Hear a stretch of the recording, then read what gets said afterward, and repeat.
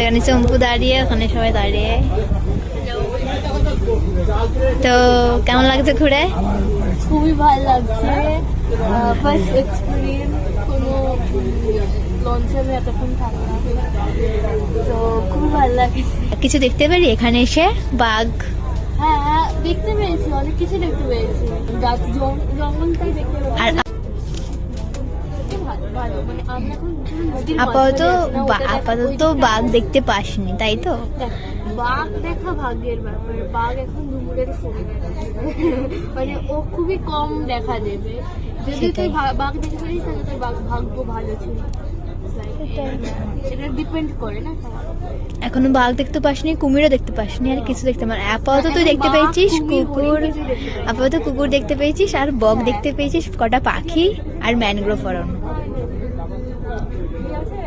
না আমি আনিনি, আমি ওকে বললাম যে আনতে পারতিস। পুরো কুয়াশা ঢেকে গেছে জায়গাটা। হ্যাঁ, কুয়াশা পুরো ভর্তি হয়ে গেছে এখানে। আর ওখানে অনেক লঞ্চ যাচ্ছে পরপর দেখ। আর আমাদের লঞ্চটা একমাত্র মাঝখান দিয়ে যাচ্ছে, বল। আর এতটা কুয়াশা পড়েছে যে ওর ফটো তুলেছি, কুয়াশার ছাপ।